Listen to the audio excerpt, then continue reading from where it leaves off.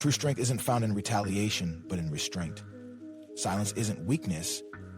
It's a deliberate choice to withhold your energy from those who don't deserve it. Society teaches us that power comes from loudness, from proving ourselves in every argument. But the reality is far simpler. Every time you react, you surrender control of your emotions to someone else. That desperate need to explain, to be understood, it's not strength. It's a subtle form of bondage. The Stoics understood this. They didn't waste breath debating those who weren't listening. Instead, they mastered the art of response, or the absence of one. Real power isn't flashy, it's steady, composed, and unshaken by the chaos around it. Before you expend another word on someone unworthy of your attention, consider this. True control lies not in winning arguments, but in refusing to engage in the first place. Some people thrive on your reaction. It's not your opinion they want. It's the satisfaction of seeing you unravel. A sly remark, a passive-aggressive jab. These aren't invitations for dialogue. They're traps designed to hijack your peace. The moment you take the bait, they win something far more valuable than the argument. Your focus, your energy, your emotional BS. The cost isn't about being right. It's about whether you remain anchored in your own calm. Marcus Aurelius once wrote that you always have the option of holding no opinion. That's not indifference, it's discipline. It's the understanding that your inner world belongs to you alone. You can observe the storm without being swept into it. You can hear an insult without letting it define you. That isn't weakness. It's a kind of power most never learn to wield. Most conflicts aren't about truth. They're about ego, yours and theirs. People drag others into their turmoil because they can't bear to sit in it alone. But trying to reason with someone who only wants to fight is like wrestling smoke. Logic won't land, because logic was never the goal. As Carl Jung observed, what irritates us in others can reveal much about ourselves, but only if we don't get lost in the noise. What if you simply stopped reacting? What if you let them rant, provoke, and exhaust themselves while you remained still? Not because you're passive, but because you've chosen peace over pointless battles. Socrates said it best. Strong minds discuss ideas, weak minds discuss people. Most provocations are just the chatter of the insecure. Don't join the conversation. When you refuse to engage, you force others to confront themselves. Silence is a mirror. It reflects their insecurities, their need for validation, their hunger for drama. Aristotle believed self-knowledge was the root of wisdom. Once you truly know yourself, you stop trading pieces of your peace for the illusion of winning. An argument is an invitation into someone else's arena. The moment you step in, you're playing by their rules. The Stoics warned against this. Never let another dictate your response. Epictetus taught that if someone provokes you, your mind is complicit in the reaction. That's the real loss, not the argument, but the surrender of your self-command. People don't argue to learn, they argue to be right. And in that pursuit, truth is often the first casualty. Even Socrates, who built his legacy on questioning, knew the danger of ego in discourse. His method wasn't about cornering others, but illuminating clarity. Once ego enters, conversation dies, replaced by performance. And when you engage with performers, you become one too. Winning an argument can still cost you your time, your peace, your clarity. It's like crossing a swamp in clean clothes. You might reach the other side, but you won't emerge unscathed. Aristotle called it the mark of an educated mind to entertain a thought without accepting it. You can listen without joining the fray. You can nod without stepping onto their battlefield. Detachment is what they fear most. Not your counter-argument, but your refusal to play. When you stay grounded while they escalate, you expose their imbalance. Nothing unsettles like composure in the face of chaos. Some people enter a room and shift the energy without saying a word. They don't demand respect. They embody it. This isn't arrogance. It's emotional discipline. The Stoics built their philosophy on this inner stillness. Seneca wrote that a man is perfected through trials, not by avoiding them. The goal isn't to escape the storm, but to become so rooted that it passes without shaking you. Silence speaks louder than words. It's the unanswered question, the unclaimed bait, the space where others are forced to face themselves. Most people aren't ready for that reflection. They want validation, not understanding. When you withhold reaction, you deny them the drama they crave. Plato said restraint is one of the purest forms of power, to feel the heat but not feed the fire, to be provoked yet undisturbed. That's not passivity, it's precision. People mistake calmness for weakness until they witness someone remain unshaken under pressure. That's not fragility, it's steel. You don't owe the world a reaction. Every time you explain, defend, or justify, you leak energy. Socrates lived by one principle: know thyself. Once you do, you stop performing for those who don't matter. You move differently, listening more, speaking less, preserving your strength while others exhaust theirs. Stillness isn't emptiness, it's control. It's the ability to let chaos unfold without becoming part of it. Aristotle called moderation the golden mean. Not too much, not too little. Silence embodies that balance. When you don't react, people confront their own motives. That discomfort is where growth begins. The quietest people often hold the most sway. There's gravity in their restraint, a mystery that commands attention. In a world obsessed with oversharing, saying less becomes a form of power. The Stoics practiced silence not as absence but as strength. Marcus Aurelius reminded himself, you don't have to be upset by what doesn't deserve your energy. Hume explored the shadow, the parts of ourselves we ignore. One of those is the compulsive need to be understood.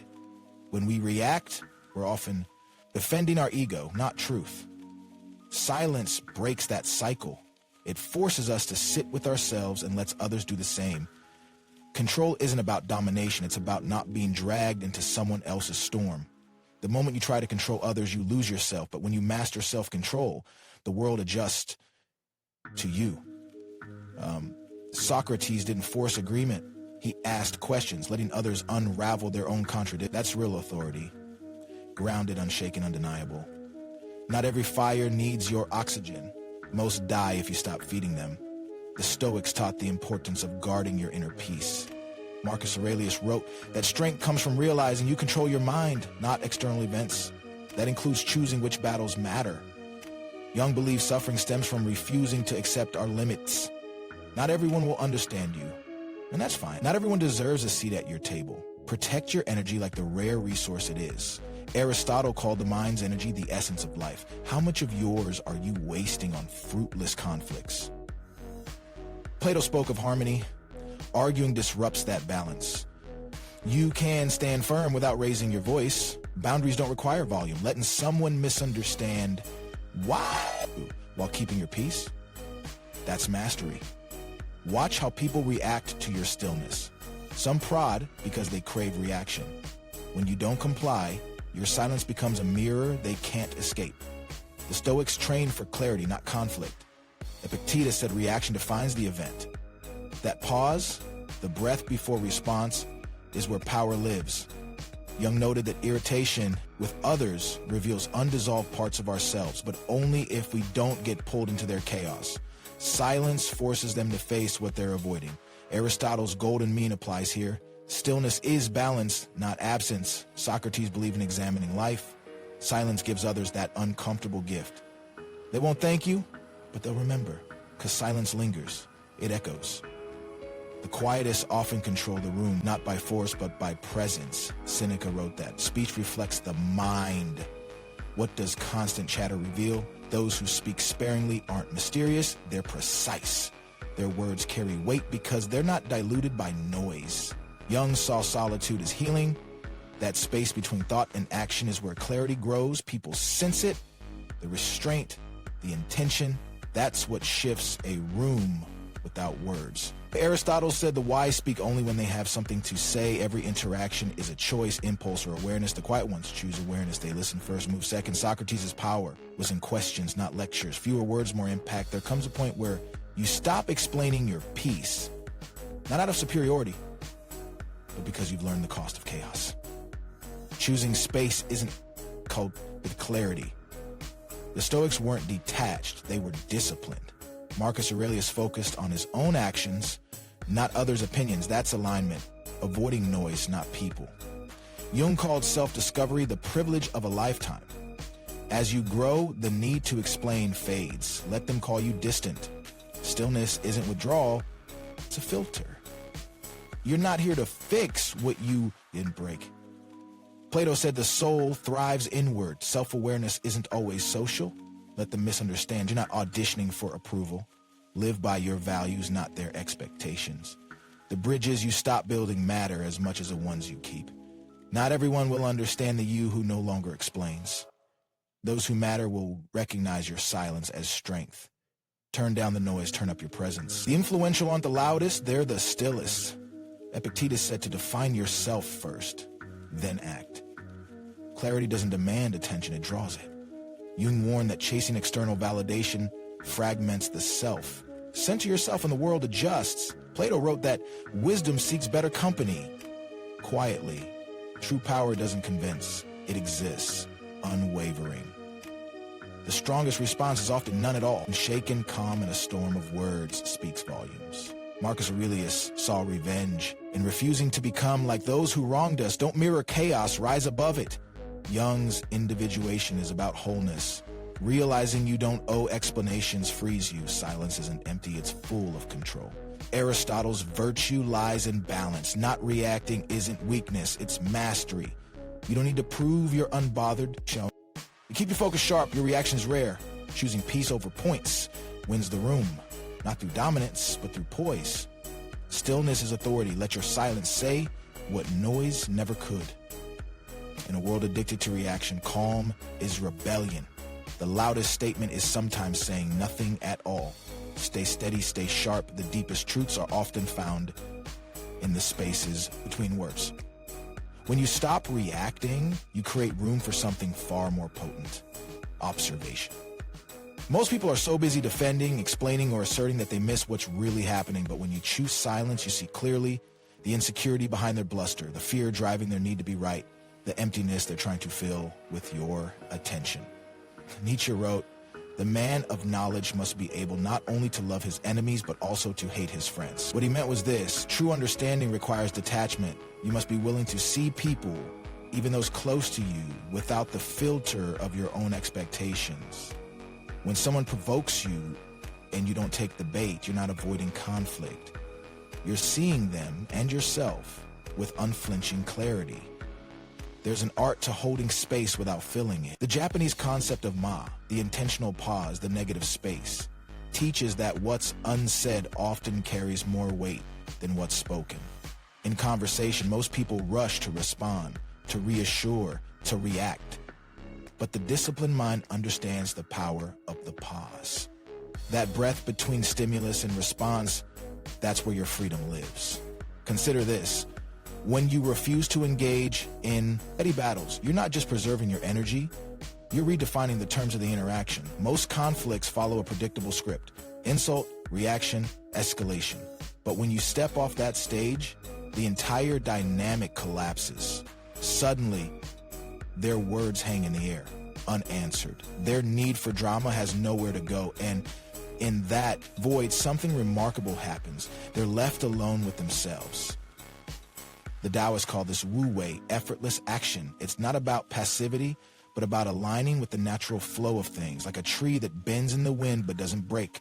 You adapt without losing your core. When others push, you don't push back, you remain rooted.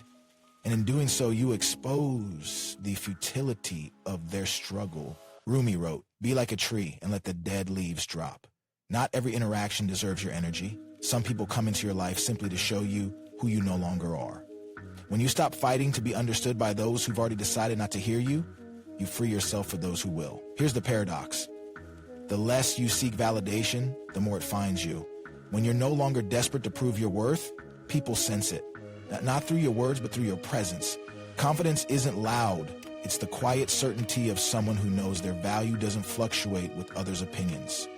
The next time someone tries to pull you into their storm, ask yourself, what would happen if I didn't react?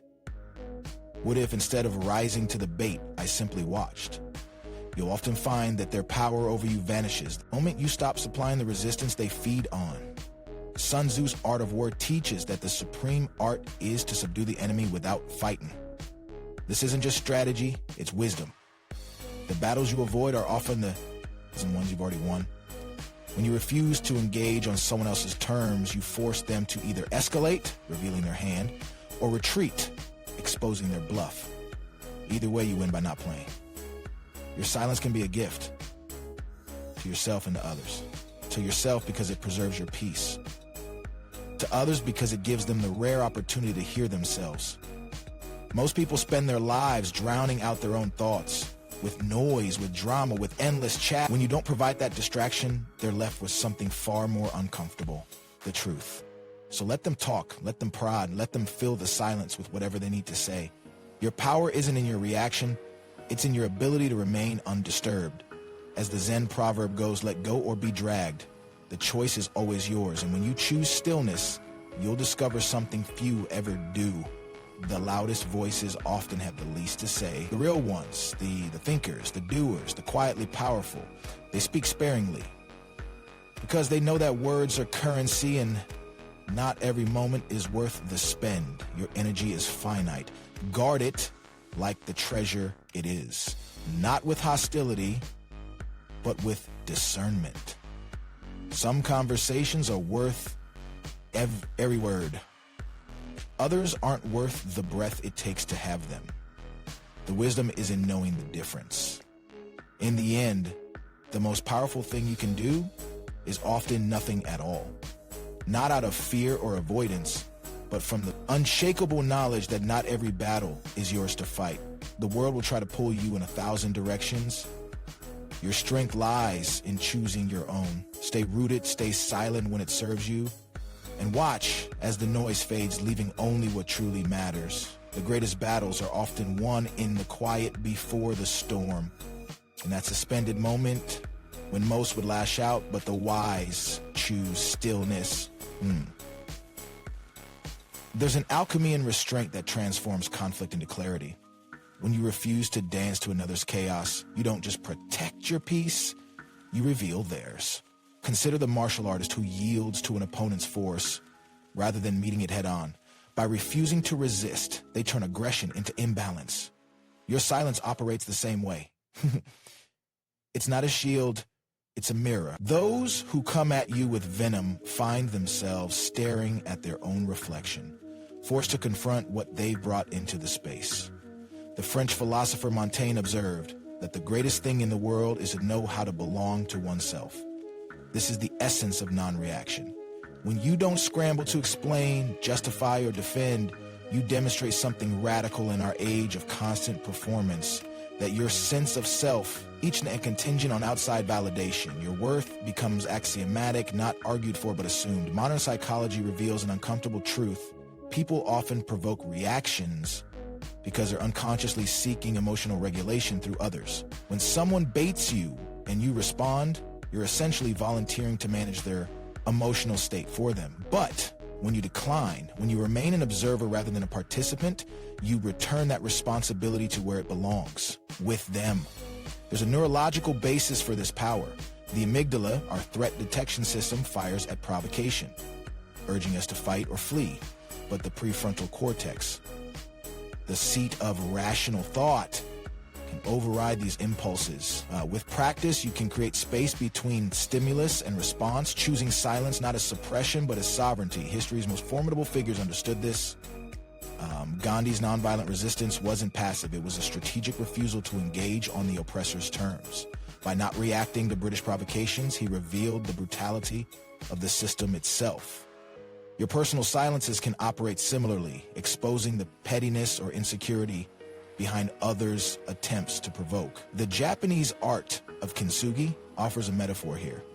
Broken pottery is repaired with gold, making the fractures part of the beauty. When you don't react to attempts to break your peace, you perform a similar alchemy.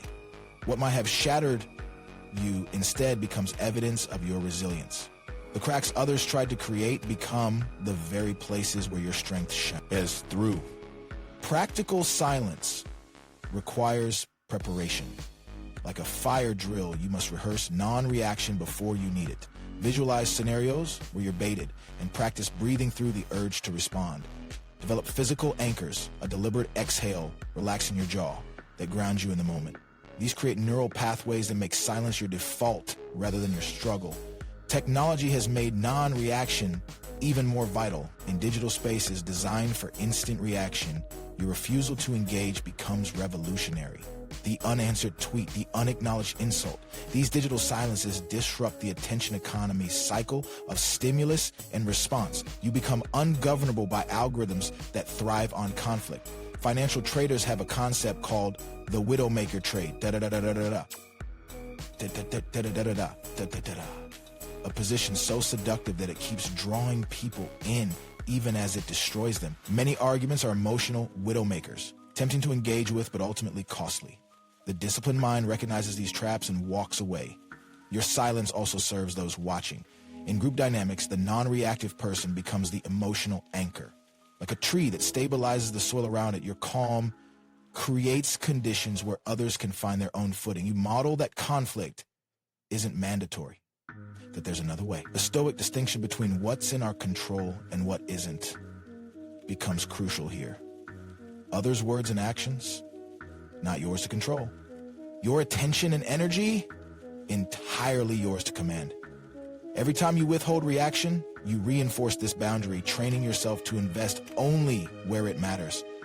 There will be moments when silence isn't appropriate, when injustice demands voice, when boundaries require clear articulation. The art lies in discerning these from the ego's petty skirmishes. As Martin Luther King Jr. demonstrated, strategic speech follows from even more strategic silence. Ultimately, your non-reactions accumulate into a reputation. People learn that you can't be baited, that your peace isn't negotiable. This creates a gravitational pull.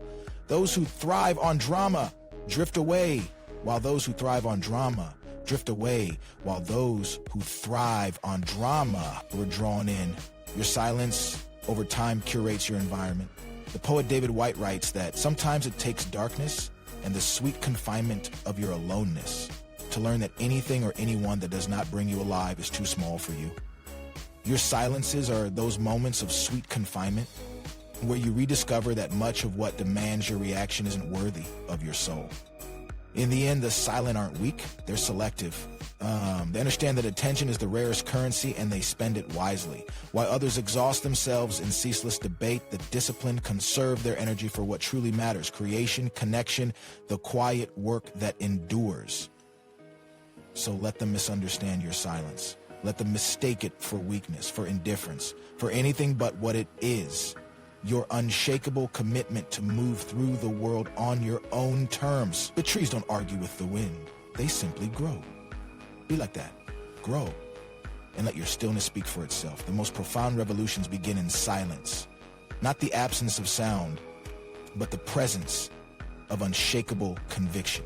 When you master the art of non-reaction, you don't just avoid conflict, you transcend it entirely. Like a mountain that remains unmoved by passing storms, your stillness becomes a testament to something greater than the petty squabbles of the moment. Consider how nature operates. The bamboo bends but doesn't break. The river flows around obstacles without protest. The moon waxes and wanes without explanation. There's profound intelligence in this non-resistance, and understanding that true power lies in alignment rather than opposition. Your silence can embody this same wisdom. When you refuse to engage in battles that don't serve you, you're not retreating, you're evolving beyond them. Modern neuroscience reveals an extraordinary truth. Every time you resist the urge to react impulsively, you're literally rewiring your brain. The neural pathways associated with emotional regulation grow stronger, while those tied to knee-jerk reactions weaken. Your silence becomes more than a strategy. It becomes a transformation of your very being. With each choice not to react, you're sculpting a calmer, clearer, more resilient version of yourself. History's wisest figures understood this. The Buddha sat silently under the Bodhi tree while Mara hurled temptations and threats. Jesus remained quiet before Pontius Pilate's questioning.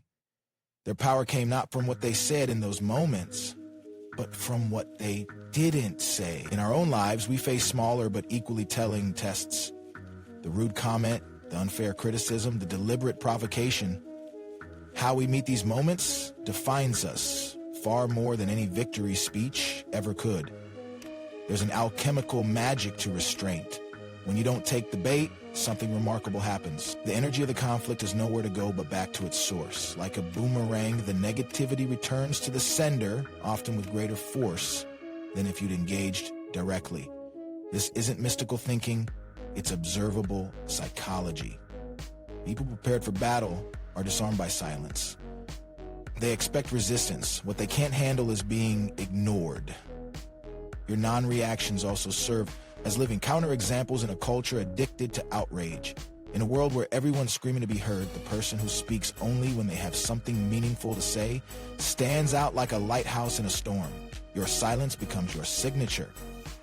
A statement that you can't be rushed into positions you don't choose.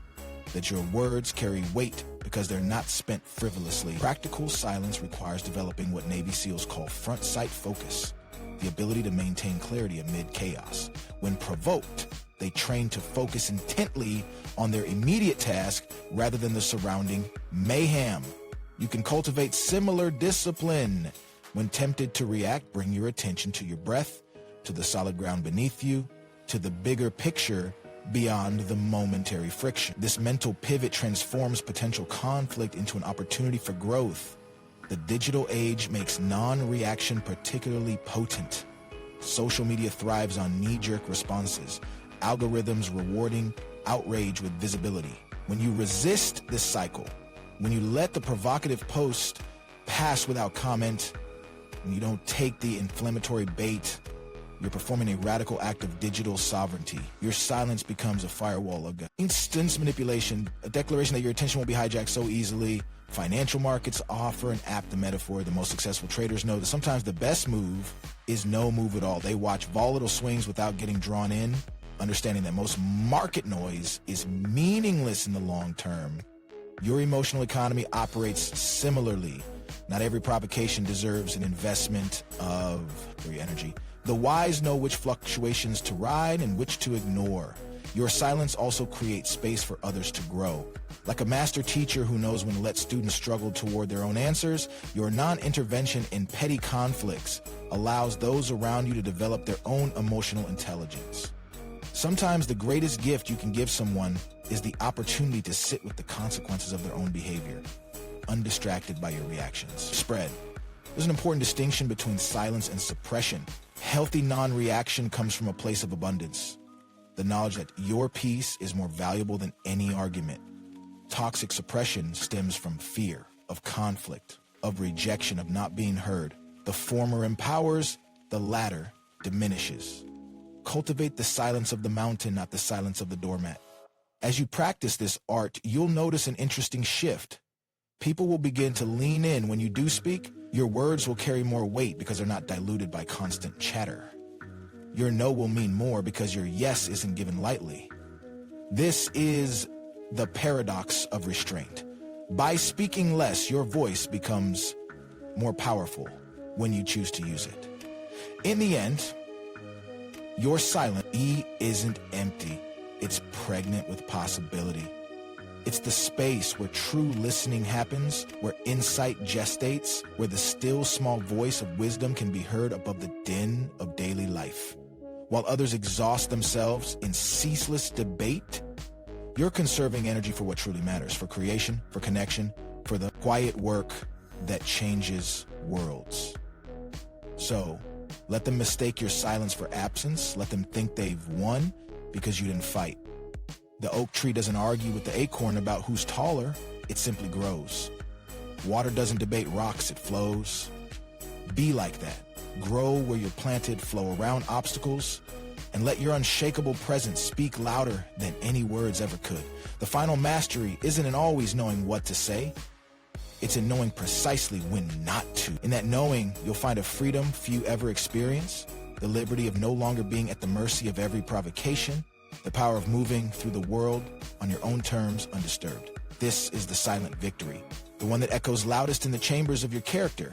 The silent spaces between our words hold more power than we realize. In those pauses lives an intelligence older than language itself, an ancient knowing that sometimes the most profound communication happens beyond vocabulary. When you cultivate intentional silence, you're not withholding speech, You're accessing a deeper dialect of being. Modern psychology reveals that our brains process nonverbal cues 40% faster than verbal ones. Your stillness transmits volumes before you utter a W word.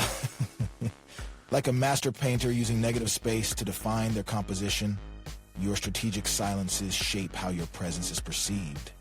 The unoccupied moments become the frame that gives meaning to your carefully chosen words. Consider how musical rests function. They're not merely absences of sound, but active elements that create rhythm and anticipation. Your conversational pauses operate similarly. When you resist filling every silence with noise, you create space for reflection, for your words to land with greater impact. The most compelling speakers understand this. Their power lies as much in what they don't say as in what they do. Neuroscience shows that during silent pauses, our brains engage in deep processing, consolidating memories, making connections, assigning meaning. When you allow these gaps in conversation, you're not just sparing words, you're giving others' minds time to absorb and integrate your message at a deeper level. Your silence becomes an act of generosity, creating cognitive space for true understanding to blossom. The Japanese concept of harage, the art of unspoken communication, recognizes that the most important exchanges often happen wordlessly. In business negotiations, romantic relationships, or creative collaborations, the subtle dance of withheld speech can convey nuance that blunt language destroys. A raised eyebrow at the right moment, a thoughtful pause before responding, these become your most sophisticated tools for navigating complex human terrain. Your digital silence carries equal potency. In an era of constant notifications and instant resupplies, your deliberate non-response becomes a radical statement. The unanswered text, the email left for thoughtful composition. These digital pauses create breathing room and suffocating streams of communication. You become the calm eddy in the rushing river of online chatter. There's an alchemy to knowing when silence will heal better than any words. When comforting the grieving, sometimes the most powerful support is quiet companionship, the courage to simply be present with pain rather than trying to fix it with platitudes. Your wordless presence says, this matters too much for easy answers, honoring the depth of another's experience. Strategic silence also serves as the ultimate test of others' character. When you refrain from immediate reaction, you create space for people to reveal their true selves. Do they fill the silence with escalating attempts to provoke? With genuine curiosity, with comfortable quiet? Their response tells you everything you need to know about their emotional maturity and intentions. The physiology of silence is equally transformative. Studies show that just 2 minutes of quiet can lower cortisol levels more effectively than relaxing music.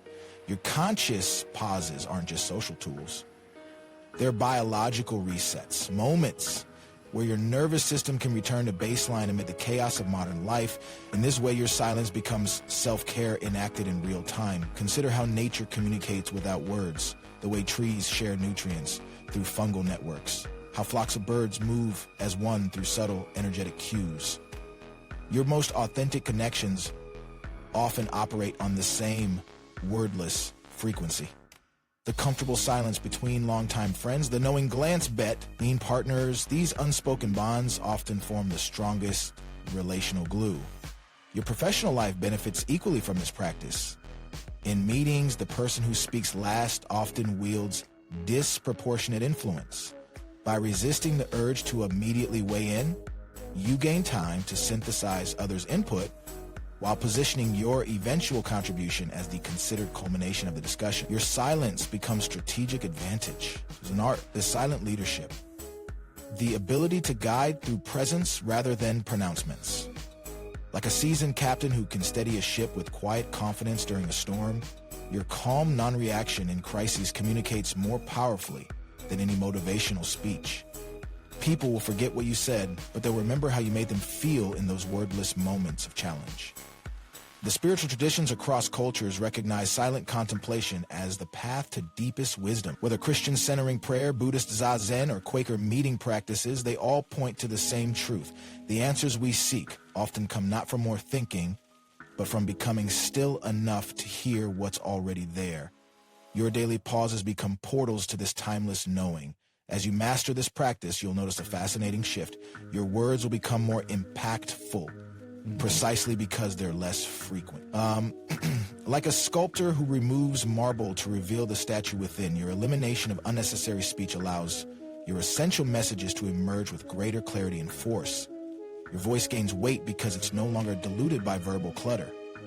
In conflict resolution, well-timed silence can de-escalate tensions more effectively, greater than the most eloquent mediation. When emotions run high, your refusal to engage verbally creates a container where heat can dissipate naturally. Like a fire deprived of oxygen, arguments often die down when met with calm non-participation.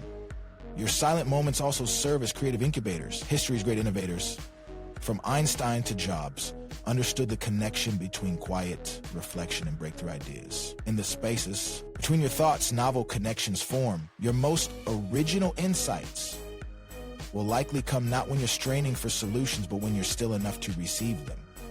Ultimately, your relationship with silence mirrors your relationship with yourself. The discomfort many feel with quiet moments often reveals an avoidance of inner dialogue. As you become more at ease with external silence, you'll naturally turn inward, developing the most important conversation you'll ever have, the one with your own deepest wisdom. So let others fill the air with constant chatter. You'll be cultivating something far more precious. The ability to hear life's subtle whispers, to discern truth from noise, to respond rather than react. In a world drowning in words, your silence becomes your superpower. Not as avoidance, but as the ultimate act of intentional living, a declaration that some truths are too important to be spoken and some understandings too deep to require words at all. The quietest rivers run deepest. In the same way, your most profound power flows not from constant expression, but from the disciplined cultivation of inner stillness. As you move through life, remember that every unspoken word can be an act of wisdom, every pause a demonstration of strength. The world will try to pull you into its noise, to react, to explain, to defend. But true sovereignty lives in the spaces between. Let your silence be the canvas upon which your most meaningful words are painted. Let your restraint be the foundation for your most powerful actions. In the end, what you don't say often resonates longest, not as absence, but as presence perfected. The unshakable peace you cultivate through this practice will become your greatest legacy, not because it was loud, but because it was real. And so the journey continues, not toward more words, but toward better silences, not toward constant expression, but toward perfect timing, not toward being heard by all, but toward hearing everything that matters. This is the path of the truly wise, speaking when necessary, but always, always listening